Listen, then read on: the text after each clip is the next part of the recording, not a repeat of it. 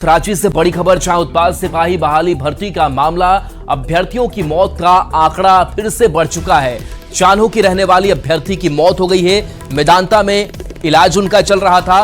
परिजनों ने पोस्टमार्टम करवाने से इनकार किया है। मेदिनीनगर में भी एक अभ्यर्थी की मौत हुई है, तो इलाज के दौरान मौत की बात सामने आ रही है। बता दें कि अभ्यर्थियों के मौत का जो आंकड़ा है वो लगातार बढ़ता जा रहा है। अब तक कहां कितने मौतें हुई उसके बारे में भी अगर बात करें तो साहिबगंज में अब तक 2 मौत हो चुकी है और अभी आरती की मौत हो गई है। बताया जा रहा है कि मेदांता में उनका इलाज चल रहा था और उनकी मौत हो गई है। बता दें कि परिजनों ने पोस्टमार्टम करवाने से इनकार किया है। मेदिनीनगर में भी एक अभ्यर्थी की मौत हुई है। अभ्यर्थियों की मौत का सिलसिला थमता नजर नहीं आ रहा है। अब एक बार ताजा मामले में एक महिला अभ्यर्थी की मौत हो गई है। दरअसल यह महिला अभ्यर्थी रांची के मांडर के चान्हो की रहने वाली थी।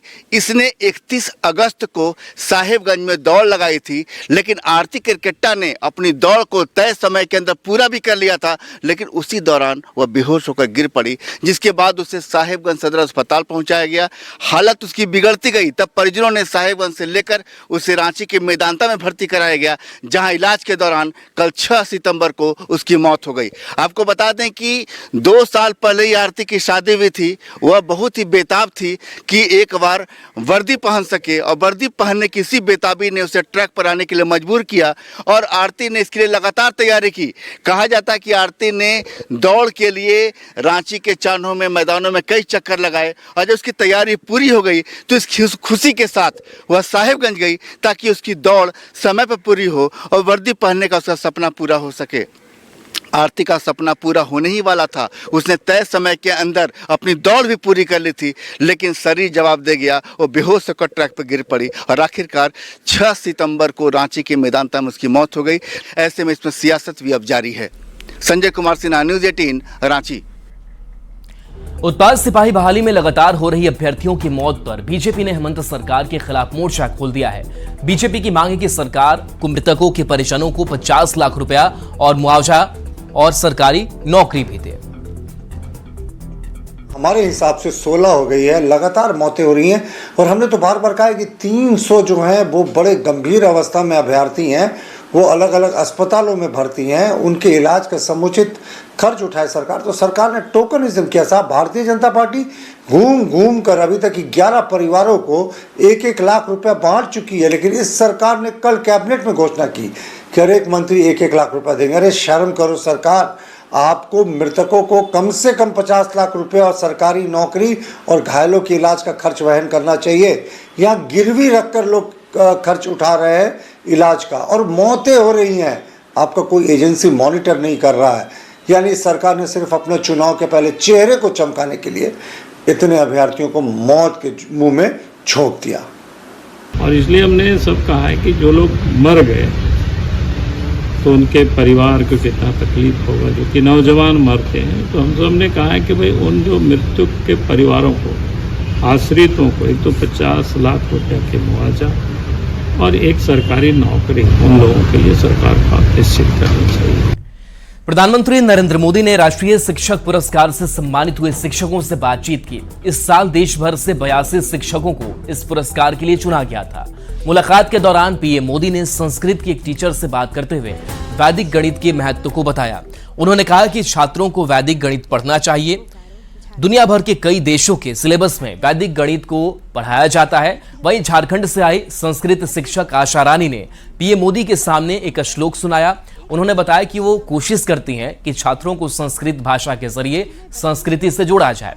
इसके बाद पीएम मोदी ने कहा कि आपने कभी सोचा कि जब आप संस्कृत भाषा के प्रति छात्रों को आकर्षित करती हैं, उसके द्वारा उनको ज्ञान के भंडार की ओर ले जाता है।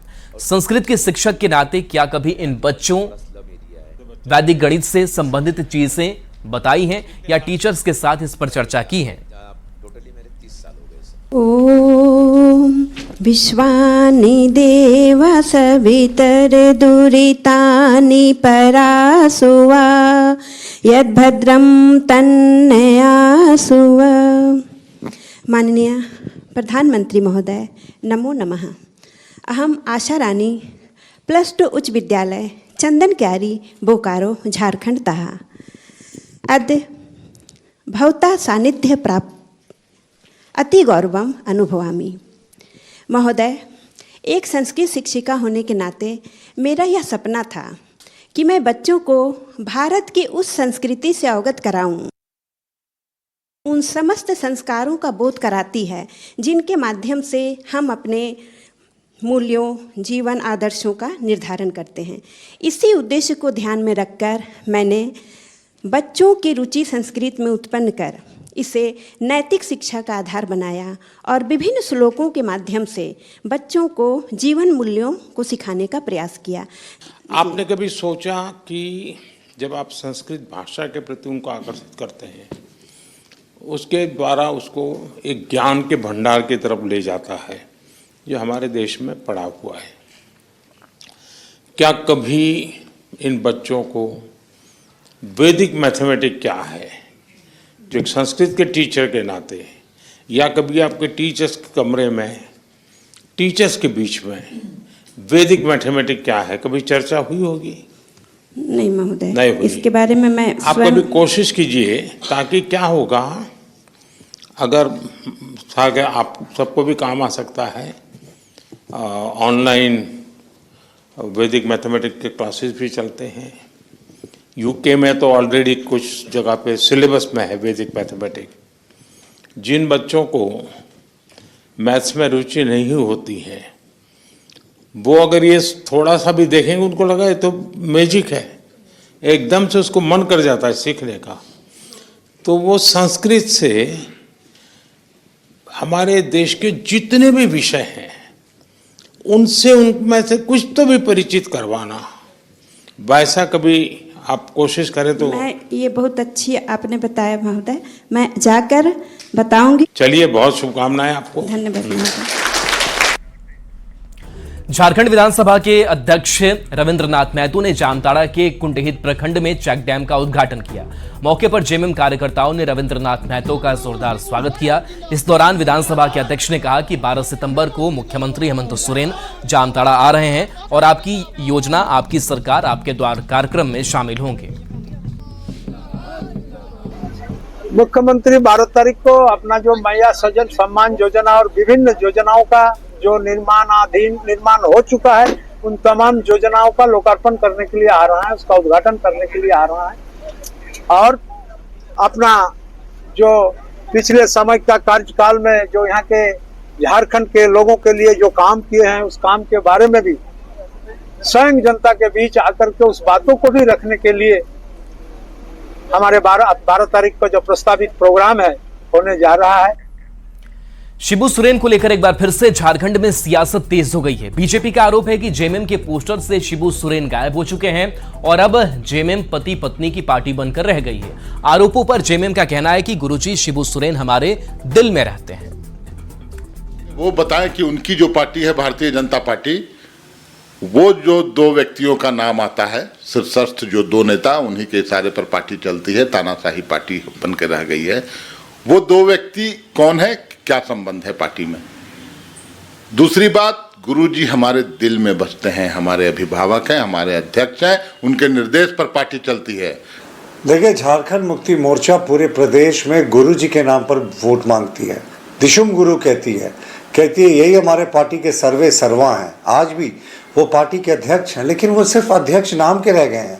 सारे तस्वीरों और बैनरों से वो गायब हैं। यहाँ तक कि जब झारखंड भवन का उद्घाटन हुआ था दिल्ली में, या मैया सम्मान योजना की जब सौगात बांटी जा रही थी, तो गुरुजी की तस्वीर गायब थी।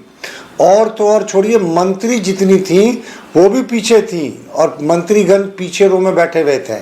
सिर्फ पति और पत्नी यानी कल्पना जी और हेमंत जी ही पूरे समारोह में स्टार अट्रैक्शन थे। जमशेदपुर से मानगो जाने के रास्ते में लोगों को जाम की समस्या से निजात मिलने वाली है। यहां फ्लाईओवर का निर्माण होने जा रहा है, जिसके पहले पिलर का स्वास्थ्य मंत्री बन्ना गुप्ता ने भूमि पूजन कर उद्घाटन किया। भूमि पूजन के दौरान पथ निर्माण विभाग और नगर निगम के अधिकारी मौके पर मौजूद रहे। इस पूरी परियोजना के लिए मंत्री परिषद ने 461 करोड़ रुपए की स्वीकृति दी है। ठेकेदार को फ्लाईओवर निर्माण के लिए 18 महीने का समय दिया गया है। इसके निर्माण पर स्थानीय लोगों ने खुशी जाहिर की है। वहीं बीजेपी नेता ने राज्य सरकार पर निशाना साधते हुए कहा कि चुनाव नजदीक आ गया है, इसलिए सरकार लोगों को झूठा सपना दिखा रही है।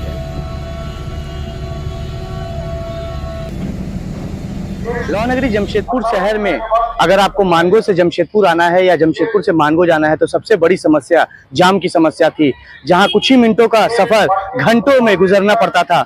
मगर तस्वीर में एक आपको दिखाना चाहूंगा कि इस मानगो से जमशेदपुर को जोड़ने वाली फ्लाईओवर की पहले पिलर की आज से काम ये शुरू हो चुकी है। आप तस्वीर देख सकते हैं कि ये पहला पिलर है। मानगो का सबसे बड़ा समस्या से लोगों को निजात दिलाने के लिए ये पहले पिलर का आज से काम शुरू हुआ है। और देखिए इसी से यहीं से ये स्टार्ट होगा फ्लाईओवर। आपको बता दूं कि करोड़ों की लागत से ये फ्लाईओवर बनने का अनुमान है और यही फ्लाईओवर यहाँ से जमशेदपुर को लोगों को जोड़ेगा। मैं बहुत अपने माननीय मुख्यमंत्री आदरणीय हेमंत सोरेन जी के प्रति बहुत आभार और धन्यवाद व्यक्त करता हूं। हम बहुत धन्यवाद देते हैं हमारे आरसीडी के प्रमुख सुनील जी का कि सभी लोगों के अथक प्रयास से आज ये ऐतिहासिक काम जो है अब विधिवत चालू हो गया है। चूंकि चुनावी माहौल है तो इसमें मंत्री जी ये बात उनका बोलना बहुत लाजिम है और जायज भी है कि चुनाव आ गया तो कुछ ना कुछ तो उनको सिगुफा छोड़ना है। हालांकि जो सबसे बड़ी समस्या थी, लोगों को अब जाम से मुक्ति मिलने जा रही है। यहाँ के स्थानीय विधायक सह झारखंड के स्वास्थ्य मंत्री बन्ना गुप्ता ने इस पिलर की आज से विधि विधान से पूजा अर्चना कर इस पहले पिलर की शुरुआत की है। हालांकि लोगों को अब उम्मीद है कि कब तक ये पिलर बनकर तैयार हो जाएगा और जमशेदपुर शहर से जो मानगो और मानगो से जो जमशेदपुर जाते थे लाखों लोग, उनको जो जाम की समस्या होती थी उस जाम से कब तक निजात मिलेगा, अब वो आने वाला समय ही बताएगा कि पिलर कब तक तैयार होता है और लोगों की इस समस्या से लोगों को कब तक निजात मिल पाता है। न्यूज़ 18 के लिए जमशेदपुर से आशीष कुमार तिवारी। धनबाद में आंगनबाड़ी केंद्र में गरीबों और जरूरतमंद लोगों को मिलने वाली दवाएं एक्सपायर मिली। विटामिन दवाइयां और अन्य दवाएं 2 साल पहले ही एक्सपायर हो चुकी है। आरोप है कि आंगनबाड़ी केंद्र से इन दवाओं को बाहर ही नहीं निकाला गया। लोगों को बांटे जाने वाली दवाएं स्टोर रूम में पड़ी बर्बाद हो गई। पूरा मामला पूर्वी टुंडी प्रखंड के रामपुर के चुरुरिया टाड़ की है। यहाँ डायरिया से काफी लोग ग्रसित भी हैं, जिसके लिए स्वास्थ्य विभाग कैंप कर रहा है। वीडियो ने मीडिया के सवाल पर कहा कि उन्हें इसके बारे में जानकारी नहीं है। आप मैटर बता रहे हैं, ये मेरे संज्ञान में नहीं है। आपने अभी संज्ञान में दिया है, मैं इसकी जांच करूंगी। चतरा के हंटरगंज प्रखंड के कदवा गांव में ललिता देवी को अभी भी अबुआ आवास का इंतजार है। महिला और उनका परिवार जर्जर खपड़ैल के झोपड़ी में रहने को मजबूर है। बारिश के दिनों में झोपड़ी से पानी टपकता है, जिससे घर के लोगों का जीना दुश्वार है। ललिता देवी ने बताया कि हर वक्त मकान के गिरने का डर बना रहता है। वो मुखिया से लेकर प्रखंड के अधिकारियों तक का चक्कर लगा चुकी हैं। हालांकि अब तक उन्हें कोई मदद नहीं मिली है। वहीं चतरा डीसी ने कहा कि सभी जरूरतमंद योजना पहुंचाई जा रही है। जिनका नाम छूट गया है उन्हें भी जल्द योजना का लाभ दिया जाएगा। एक लोग कमाए वाले नहीं है और 4 को बाल बच्चा है। बाल बच्चे के कमा के खिलाएंगे के घर बनाएंगे। घर में टूट के कब गिर जाएगा, का होगा, से बाल बच्चे दब जाएंगे, मर जाएंगे, हो जाएगा तो का जानेंगे। लेकिन कुछ जगह से इस तरह की बातें सामने आ रही है कि बहुत ज्यादा जो नीडी लोग है उसका भी कहीं ना कहीं प्रतीक्षा सूची में वगैरह नंबर्स कम आने के कारण नीचे हैं। ऐसे मामलों को अनुमंडल स्तरीय पदाधिकारी को पहले रेफर करते हैं और जांच करके अगर उनका जो कमेंट आता है उसके बाद हम लोग जिला वाली जो कमेटी है अपील कमेटी में, उसमें हम इस पर निर्णय जरूर लेंगे। रांची से बड़ी खबर, जहां वकीलों को सीएम की सौगात पर सवाल उठाया गया है। स्टेट बार काउंसिल के अध्यक्ष ने यह सवाल उठाए हैं। सीएम की सौगात पर राजेंद्र कृष्ण ने कहा 35,000 के बजाय 20,000 वकीलों को लाभ मिलेगा। 15,000 वकील इस स्कीम से दूर रहेंगे। स्टेट बार काउंसिल के पास फंड की कमी है। इंश्योरेंस, पेंशन और स्टाइपेंड देना मुश्किल हो रहा है।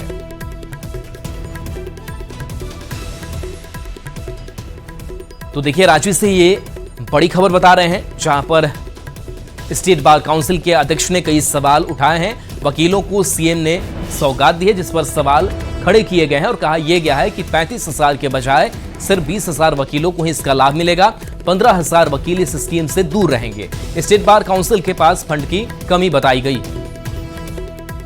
हेमंत सरकार ने राज्य के 35,000 अधिवक्ताओं को एक नई सौगात दी है। इस सौगात में अधिवक्ताओं के लिए पेंशन भी है, इंश्योरेंस भी है और साथ ही नए अधिवक्ता के लिए आपको 5,000 की स्टाइपेंड भी है। हमारे साथ यहाँ पर स्टेट बार काउंसिल के अध्यक्ष राजेंद्र कृष्णा, उनसे जानेंगे। सर, ये जो राज्य सरकार की सौगात है अधिवक्ताओं के लिए, क्या कहेंगे इस पर? देखिए, पहले तो सबसे पहले तो हम अपने माननीय मुख्यमंत्री जी श्री हेमंत सोरेन जी का स्वागत करते हैं कि उन्होंने इस दिशा पर कम से कम एक कदम उठाया और एक डिसीजन हुआ। लेकिन ये डिसीजन पर हम थोड़ा प्रकाश डाल देना चाहते हैं कि ये डिसीजन कितना इम्प्लीमेंट हो सकता है, दैट इज वो बहुत ही महत्वपूर्ण बिंदु है। अब ये डिसीजन सरकार ने लिया तो सरकार की सहमति आ गई है कि हाँ हम कुछ करना चाहते हैं, लेकिन सरकार ने जो डिसीजन लिया है उसको मैं ये बता दूं कि वो डिसीजन कैसे इम्प्लीमेंट नहीं हो पाएगा। पहला ये है कि इंश्योरेंस स्कीम लॉयर्स के लिए, अब देखिए 6,000 प्रति लॉयर, कितना पैसा रिलीज हुआ? 9 करोड़। तो 9 करोड़ में देखिएगा अगर 6,000 प्रति लॉयर के मतलब 15,000 वकील के लिए, हमारे यहाँ 35,000 वकील है, तो 15,000 वकील का आप पैसा रिलीज कर रहे हैं और कैसे 35,000 वकील का उसमें इंश्योरेंस हो जाएगा? कि निर्णय पुनर्विचार करके हम यही कहेंगे, हमारा रिक्वेस्ट है माननीय मुख्यमंत्री जी से कि कम से कम बार काउंसिल को सुने और सुन के कंक्रीट डिसीजन लाए कि पूरे के पूरे झारखंड के वकील को इसका लाभ मिल सके। तो राज्य के 35,000 अधिवक्ताओं को जो राज्य सरकार की ओर से सौगात की बात आ रही है, सौगात पर तालियां बज रही है, उन तालियों पर सवाल उठाया स्टेट बार काउंसिल ने साफ कहा है कि जो वादे किए गए हैं वो दरअसल जमीन पर उनकी जो कह सकते कि जमीन पर उनको उतारना उतना आसान नहीं है, क्योंकि स्टेट बार काउंसिल के फंड में इतना पैसा ही नहीं है कि वो अधिवक्ताओं को दे सके। और राज्य सरकार का जो कैबिनेट में फैसला हुआ है कि बार काउंसिल जितना पैसा देगा 50% सरकार उसमें बढ़ा कर देगी। सवाल 50% के खेल पर है, जिस पर राज्य बार काउंसिल सवाल उठा रहा है। संजय कुमार सिन्हा, न्यूज़ 18, रांची। गिरिडीह में गणेश पूजा बड़े ही धूमधाम से मनाया जा रहा है। नवयुवक पूजा समिति ने शहर के हुटी बाजार में गणेश पूजा मंडप बनाया है, जहां पूरे भक्तिमय तरीके से श्रद्धालु पूजा पाठ कर रहे हैं। इस दौरान आज पूजा करने गांडी विधायक कल्पना सोरेन मुर्मू भी यहां पहुंची और पूजा पाठ किया। वहीं कल्पना सोरेन को लेकर युवतियों में उत्साह भी देखने को मिला। इस दौरान विधायक ने लोगों के साथ सेल्फी भी ली।